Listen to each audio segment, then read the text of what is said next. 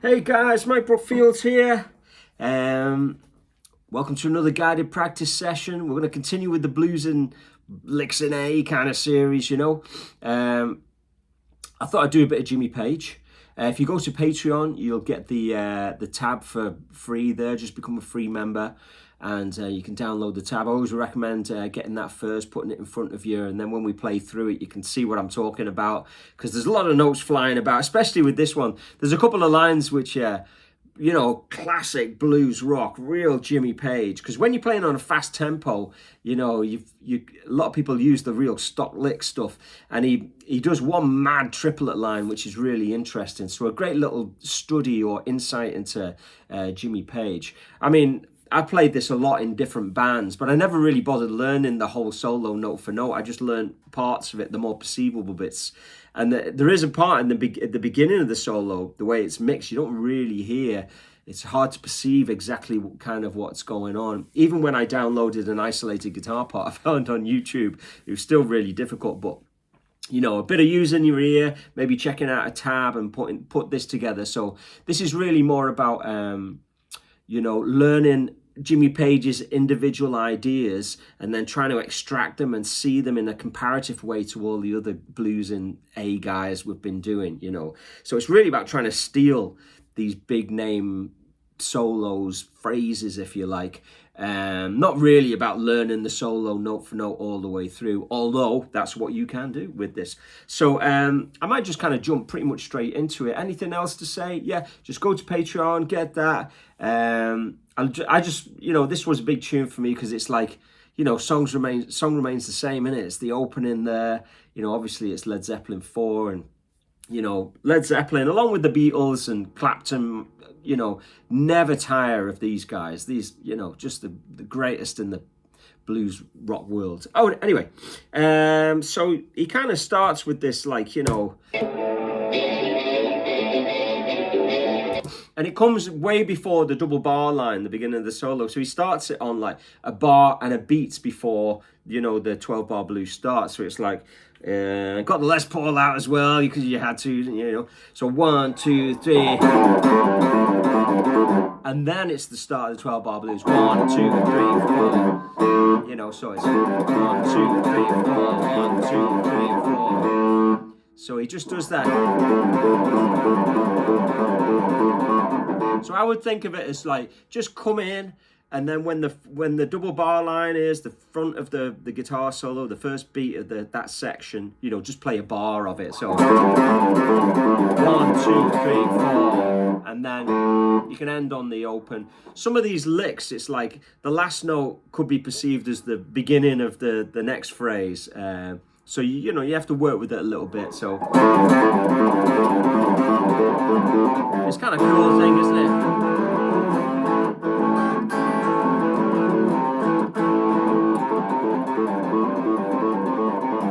Just even to just get that in, you could steal that just anywhere on a blues rock gig. Anyway, the next phrase is ba ba dagga dagga da down dagga down. So again, that last note, is it the last note of this phrase or is it first note of the next one? I'm actually going to miss it off this time. So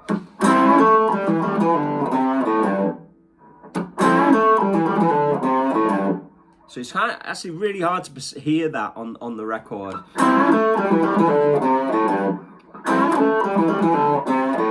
But you could totally steal that as well.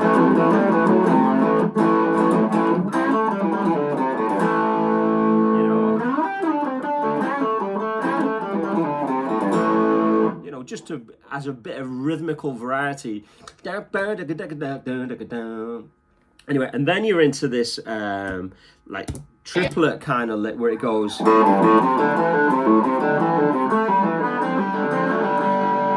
it's kind of like he's, when Jimmy kind of wrestles and he gets a bit angular.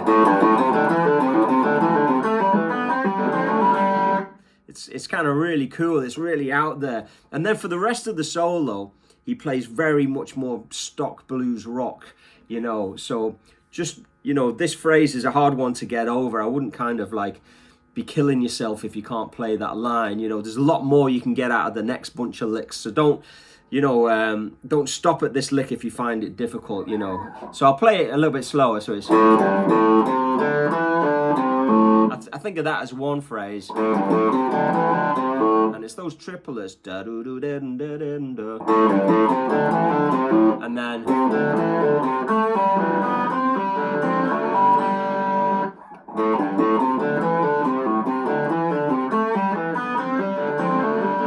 so it's tricky, that, isn't it?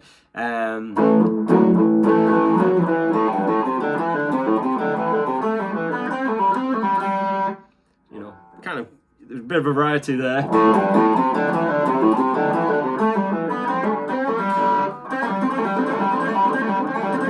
He likes doing that, Jimmy Page, doesn't it? It reminds me of Heartbreaker or something. That kind of thing.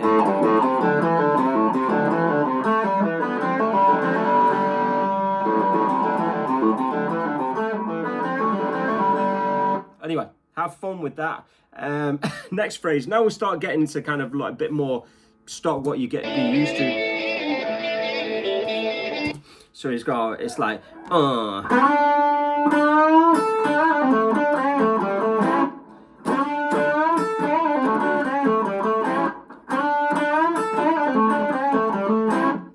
cool. You know, that's totally havable, isn't it? You know.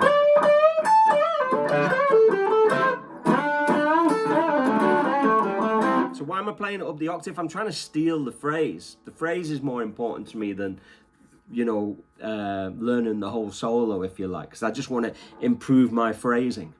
Okay, next lick. Where are we? I love the adventurous he is. You know, he does this chromatic thing here.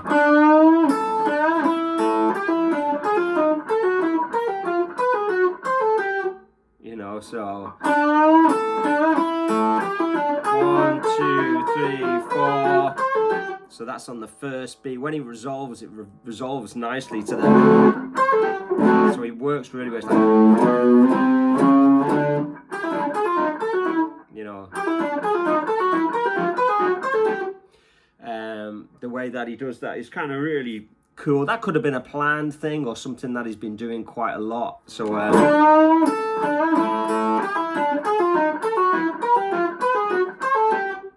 So really nice thing. You know, do you use your little finger or your third finger is the question, you know. You know. You know, it's up to you. Whatever you feel comfortable with. Let's check out the next one. Thank you, Jimmy. So yeah, this is you know, if you think of that as the first beat, and then it's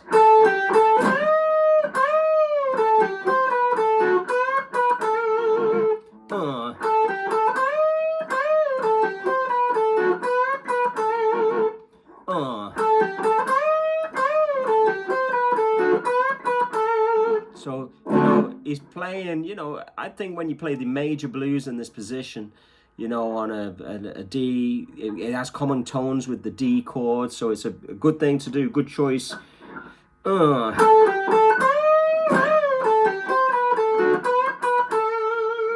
Okay, next.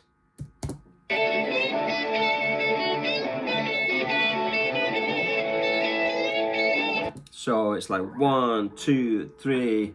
Sorry, 1, 2, 3.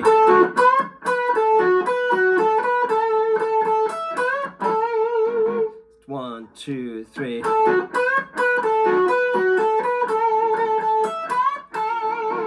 One, two, three. One more time. 1, 2, 3.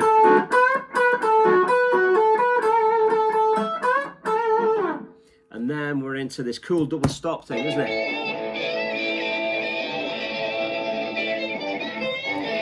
So it's like.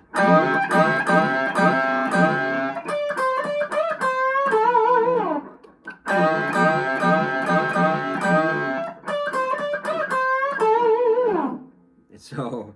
Bum, bum, bum, bum.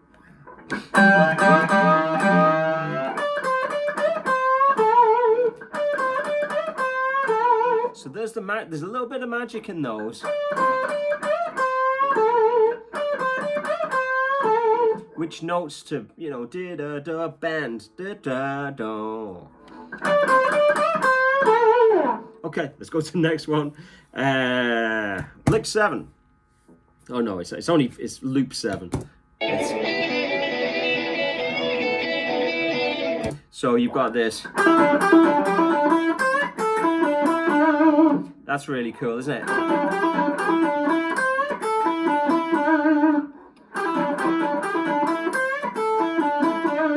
And then he's got this, he hammer-ons amples off now. And that's an exposed bit because the band stops, doesn't it? So you got to have that. You got to play that if you're playing this song. So, you know.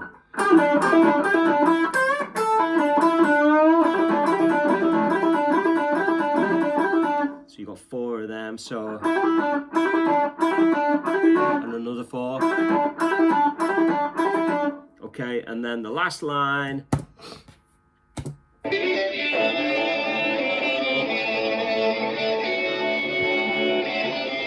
Yes, there's a little theme there.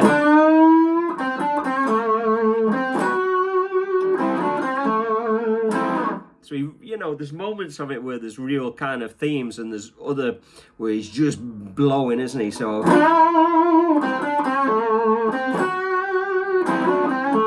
you know, if you were learning this, if you were playing this on a gig, you know, a lot of the time I just do my own thing, but, you know, you would, you know, definitely include.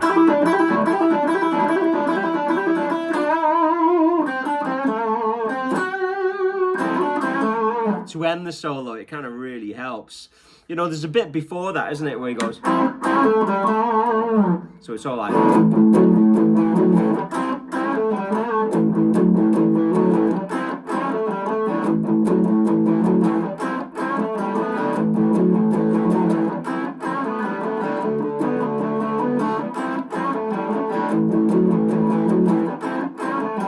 That kind of where it's like a theme solo for a 12 bar, and then you've got all those parts. So I hope you found that useful.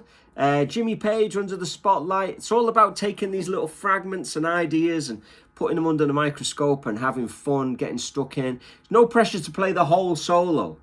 You know what I mean? I think that's an important thing to be able to do, but it's also really difficult. And you know, sometimes it's better to take smaller pieces of information and kind of run with them a little bit more. You know, take one of those licks that you really like and just play it in lots of different keys, try and put it into a song somewhere else, and you know, make it your own. Anyway, keep it burning. Hope to see you on the next one.